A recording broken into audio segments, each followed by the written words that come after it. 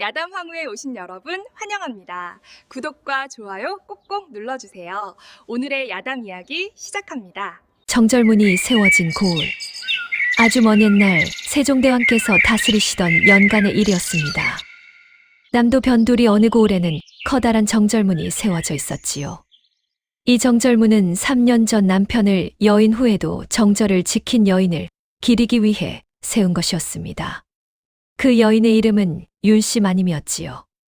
25의 젊은 나이에 과부가 된 유마님은 고을 사람들에게 칭송받는 동시에 감시받는 존재였습니다. 아침이면 우물가에서 저녁이면 장터에서 사람들의 시선이 늘 그녀를 따라다녔지요. 저 마님은 참으로 대단하시지. 그 젊은 나이에 재가도 않고 말이야. 허나 사람 마음이란 게 어디 오르라던가. 조심해서 봐야 해.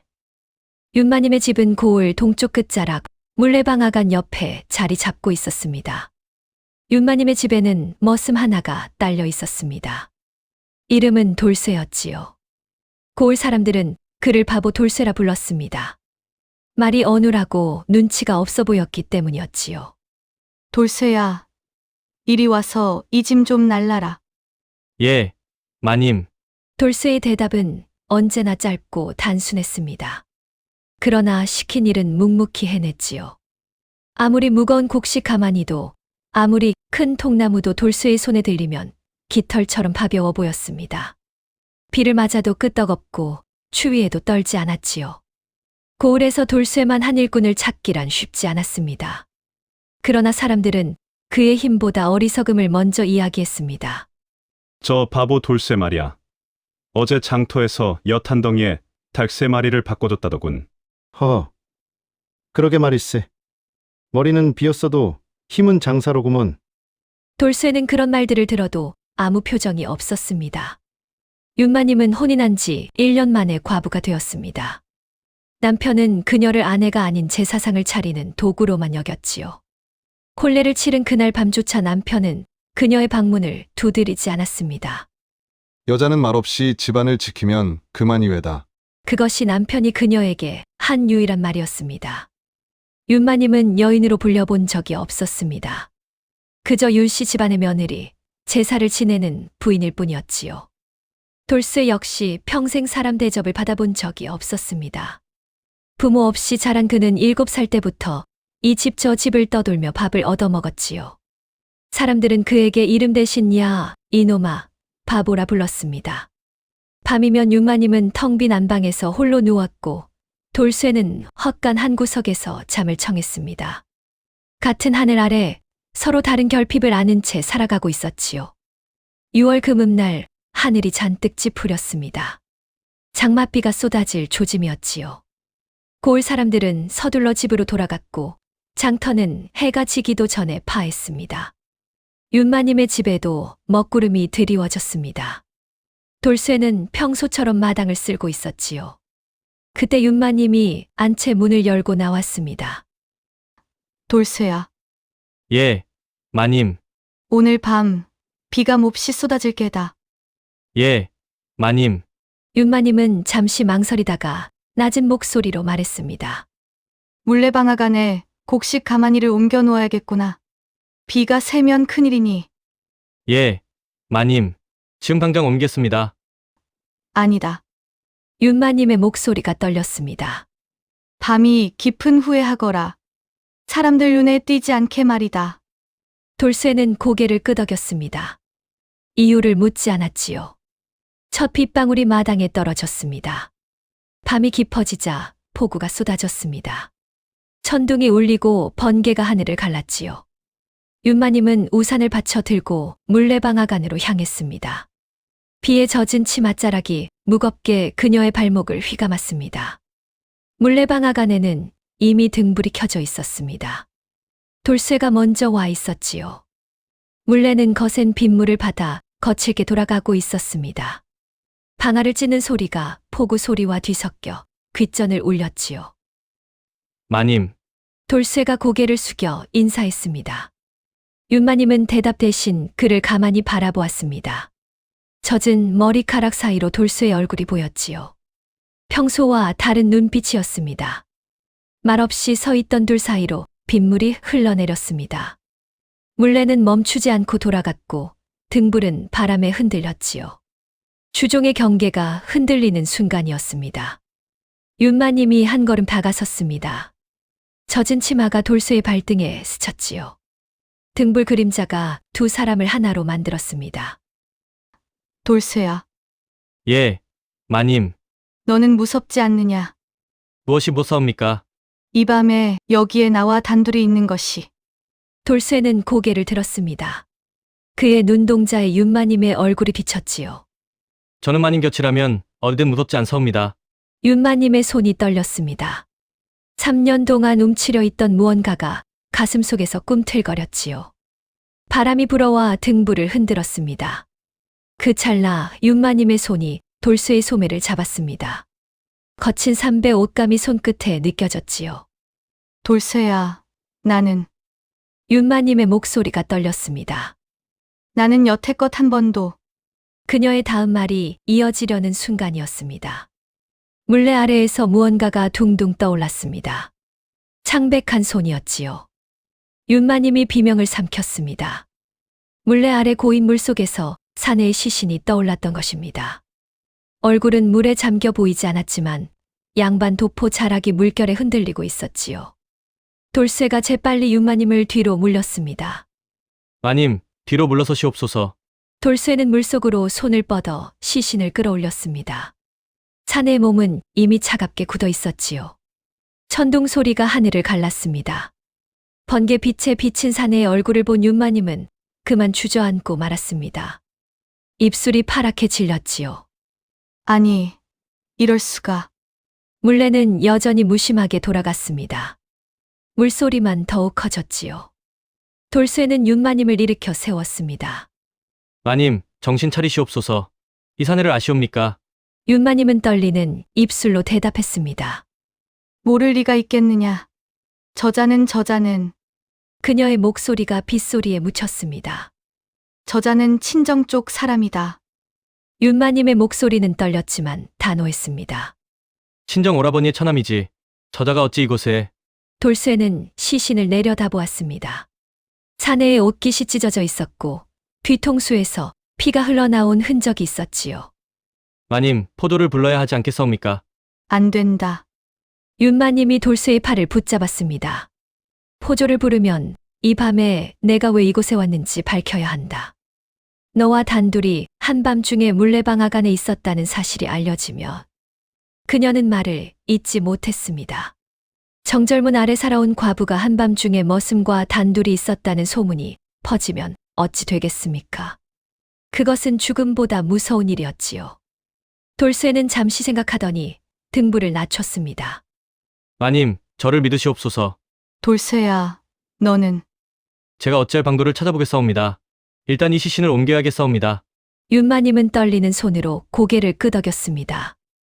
밖에서는 폭우가 더욱 거세게 쏟아지고 있었습니다. 윤마님은 떨리는 목소리로 말을 이었습니다. 저 사내는 박진사의 처남이다. 성은 최씨요.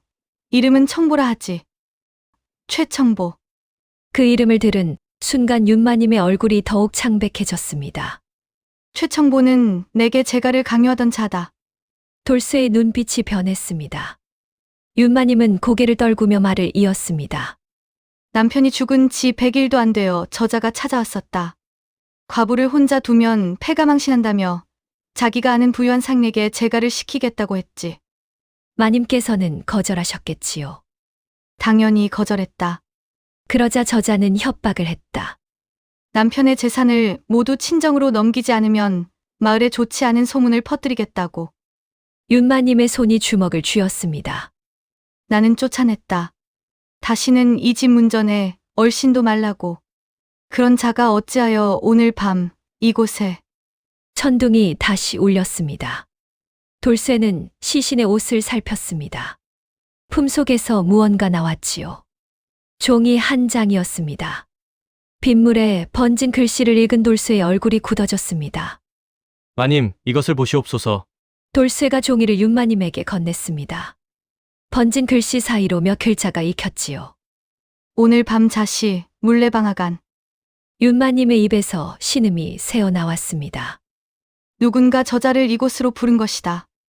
그렇사옵니다, 마님. 돌쇠의 목소리가 낮아졌습니다. 그리고 그 누군가는 마님께서 이 시각에 이곳에 계실 것을 알았던 게 분명합니다. 윤마님의 등골이 오싹해졌습니다. 누군가 자신을 함정에 빠뜨리려 한 것입니다. 이제 어찌해야 하느냐. 마님, 저를 믿고 따라주시옵소서. 돌쇠는 시신을 등에 짊어졌습니다. 포구를 틈타 시신을 옮기기 시작했지요. 윤마님은 떨리는 손으로 등불을 들고 돌쇠를 따랐습니다. 진흙탕이 된 땅에 발자국이 찍혔다가 빗물에 씻겨 내려갔지요. 뒷산 대나무 숲 깊은 곳에 시신을 묻었습니다. 흙을 파고 시신을 묻고 다시 흙을 덮었습니다. 두 사람의 손은 진흙과 빗물로 범벅이 되었지요. 마지막 흙을 덮었을 때 윤마님과 돌쇠는 마주 보았습니다. 빗물인지 땀인지 모를 것들이 얼굴을 타고 흘러내렸습니다. 그날 밤 두 사람은 같은 비밀을 품게 되었습니다. 사흘 후 고을의 소문이 퍼졌습니다. 최진사댁 처남이 사라졌다더군. 그러게 말일세. 사흘 전밤 어디론가 나갔다가 돌아오지 않았다지 뭔가. 포졸들이 고을 곳곳을 뒤지기 시작했습니다. 윤마님의 집에도 포졸이 찾아왔지요. 윤마님, 최청모라는 자를 아시오? 최청보라면 친정 쪽 인척이 옵니다만 어인일이옵니까? 윤마님의 목소리는 침착했습니다. 그자가 사흘 전 밤부터 종적이 묘나오. 혹시 이 댁에 들른 일이 없소? 전혀 없사옵니다. 저는 그 사람과 사이가 좋지 못하여 왕래를 끊은 지 오래되었사옵니다. 포졸은 고개를 끄덕이고는 물레방아간을 살폈습니다. 돌쇠가 물레를 손질하고 있었지요. 포졸이 물었습니다. 너는 그날 밤 무엇을 했느냐? 헛간에서 잠을 잤사옵니다. 누가 증명할 수 있느냐? 아무도 없사옵니다. 혼자 잤으니까요. 포졸은 의심스러운 눈초리로 물레방아간을 둘러보았지만 아무것도 발견하지 못했습니다. 그날 밤부터 마을에는 이상한 소문이 돌기 시작했습니다. 물레방아간에 요키가 붙었다더군. 밤마다 물레가 혼자 돈다던데. 날째 밤 윤마님은 잠을 이룰 수 없었습니다. 시신을 묻은 곳에서 혹여 냄새라도 날까, 누군가 발견하지는 않을까 하는 두려움이 그녀를 짓눌렀지요. 그때 창밖에서 인기척이 들렸습니다. 윤마님이 조심스레 창문을 열자 돌쇠가 서 있었습니다. 마님, 나오시옵소서. 두 사람은 말없이 뒷산으로 향했습니다. 시신을 묻은 곳에 도착하자 윤마님은 놀라지 않을 수 없었습니다. 돌쇠가 그곳에 물길을 만들어 놓았던 것입니다. 이것은 포구 때 산에서 흘러내린 물이 이곳을 지나가게 했사옵니다. 흙이 쓸려 내려가면서 흔적이 모두 지워질 것이옵니다. 윤마님은 돌쇠를 다시 보았습니다. 너는 어찌 이런 생각을? 또한 물레방아간의 물레를 고쳐놓았사옵니다. 이에 밤에도 물이 흐르면 저절로 돌 것이옵니다. 그렇다면 요기 소문은? 그렇사옵니다. 사람들이 귀신 탓을 하게 되면 사람의 손길을 찾지 않게 되지요.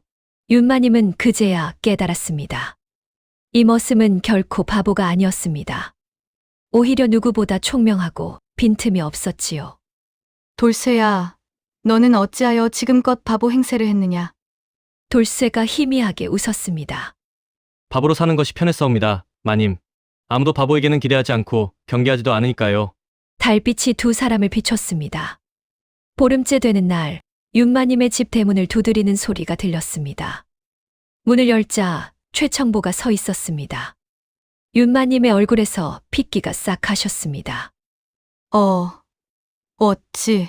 최청보는 음흉하게 웃으며 안으로 들어왔지요. 윤마님, 오래간만이오. 그간 안녕하셨소? 당신은 죽었다고, 아니 사라졌다고.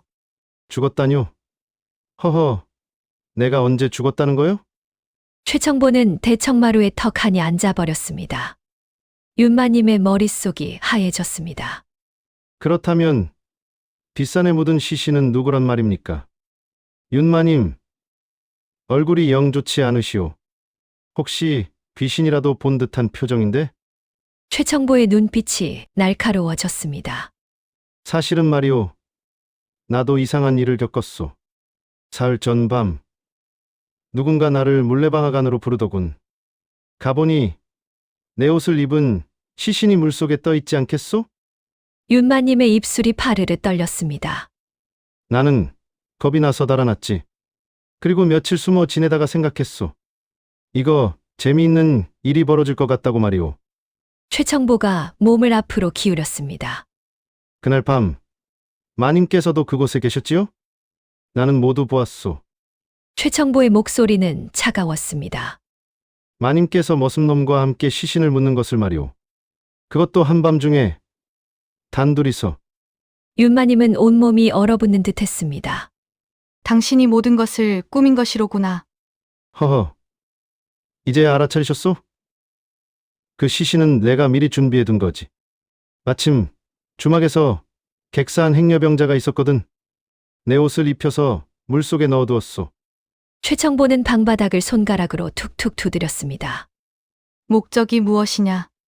간단하오. 마님의 재산, 그리고 최청보의 시선이 윤마님의 몸을 훑었습니다. 마님 자신이오. 윤마님은 이를 악물었습니다. 과부가 한밤중에 머슴 과정을 통했다는 소문이 퍼지면 어찌 되겠소?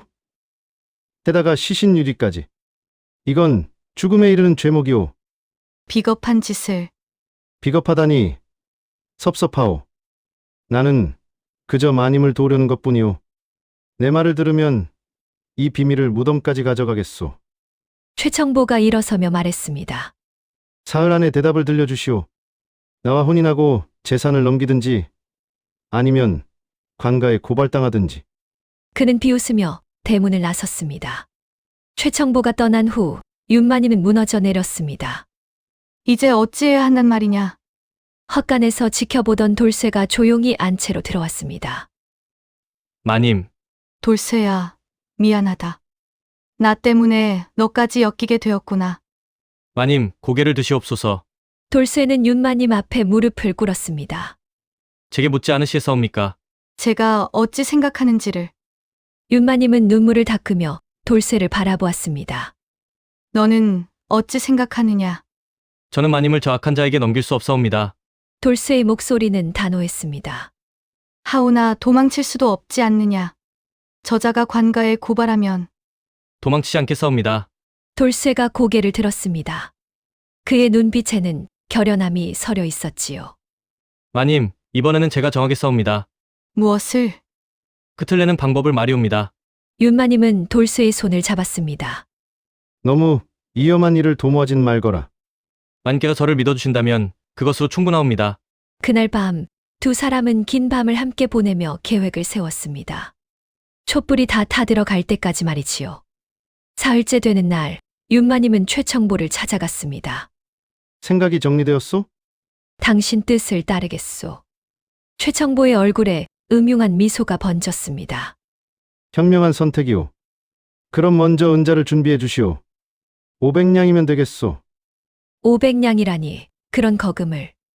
서두르시오. 내일 모레까지 준비하시오. 그리고 최청보가 윤마님에게 다가왔습니다. 혼례는 다음 달 초하루로 하지요. 윤마님은 고개를 끄덕일 수밖에 없었습니다. 최청보가 돌아간 후 돌쇠가 나타났습니다. 마님, 저자가 뭐라 했사옵니까? 은자 500냥을 내일 모레까지 준비하라 하였다. 그렇다면 저자는 반드시 그날 밤에 올 것이옵니다. 돌쇠의 눈빛이 차갑게 가라앉았습니다. 마님, 저자는 은자를 받고도 입을 다물지 않을 것이옵니다. 오히려 더 큰 것을 요구하겠지요. 나도 그것을 안다. 저자는 끝까지 나를 빨아먹을 작정이다. 윤마님의 목소리가 떨렸습니다. 돌쇠야, 정말 내 계획대로 하면 되겠느냐? 예, 마님, 저를 믿으시옵소서. 이틀 후 다시 폭우가 쏟아졌습니다. 최청보가 은자를 받으러 윤마님의 집에 왔습니다. 마님, 약속을 지키러 왔소. 물레방앗간에 은자를 준비해 두었소. 그곳으로 가시지요. 허, 물레방앗간이라. 의미심장한 장소를 택하셨구려. 최청보는 의심 없이 물레방앗간으로 향했습니다. 폭우 속에서 물레는 미친 듯이 돌아가고 있었지요. 은자가 어디 있소? 저기 궤 안에 있소. 최청보가 궤를 여는 순간 뒤에서 둔탁한 소리가 들렸습니다. 돌쇠가 몽둥이로 최청보의 뒤통수를 내리쳤던 것입니다. 최청보가 비틀거리며 쓰러졌습니다. 이놈이 감히. 마님, 물러서시옵소서. 그러나 최청보는 죽지 않았습니다. 그는 품에서 칼을 꺼내 돌쇠에게 달려들었지요. 둘은 빗속에서 몸싸움을 벌였습니다. 윤마님은 비명을 질렀습니다. 돌쇠야, 조심하거라. 그 순간 물레가 멈췄습니다. 물길이 막힌 것입니다. 그리고 고인 물속에서 무언가가 떠올랐습니다. 최청보가 처음 묻었던 행려병자의 시신이었습니다. 으악, 최청보가 비명을 지르며 뒤로 물러섰습니다. 그 틈을 타 돌쇠가 그를 제압했지요. 바로 그때 포졸들이 들이닥쳤습니다. 포졸나으리, 이자를 잡아 주시옵소서. 윤마님이 소리쳤습니다. 포졸들이 최청보를 붙잡았습니다. 무슨 일이오? 이자가 제 재산을 노리고 협박을 일삼았사옵니다. 그뿐 아니라 물속에 저 시신을 보시옵소서. 포졸이 물속의 시신을 끌어올렸습니다. 이것은 저자가 사흘 전 밤 저를 함정에 빠뜨리려 행려병자의 시신을 물레에 넣어두었던 것이옵니다. 저와 머슴이 시신을 발견하게 하여 그것을 빌미로 협박하려 했지요. 돌쇠가 품에서 종이 한 장을 꺼냈습니다. 나으리, 이것을 보시옵소서. 저자가 쓴 협박 편지옵니다. 포졸이 편지를 읽었습니다. 거기에는 윤마님에게 은자를 요구하고 혼인을 강요하는 내용이 적혀 있었지요. 이놈, 감히 양반 과부를 협박하다니. 아니오. 나으리. 이것은 뭐하며? 저 천안계집년과 머슴놈이 짜고. 입 닥쳐라! 내 옷을 입은 시신을 왜 미리 준비했느냐? 최청보는 할 말을 잃었습니다. 돌쇠가 물기를 다시 돌려놓자 물레가 천천히 돌기 시작했습니다. 그리고 물속에서 또 다른 증거물들이 드러났지요. 최청보가 사용했던 도구들과 훔친 물건들이었습니다. 이놈은 협박뿐 아니라 도적질까지 했구나. 진실은 물길을 따라 흘러갔습니다. 최청보는 관가로 끌려갔습니다. 협박, 사기, 도적질. 그의 죄목은 한둘이 아니었지요. 며칠 후 유배형이 내려졌습니다. 고을 사람들은 윤마님을 칭송했습니다. 과연 정절문 아래 사시는 마님답구먼. 악한 자의 협박에도 굴하지 않으셨다니.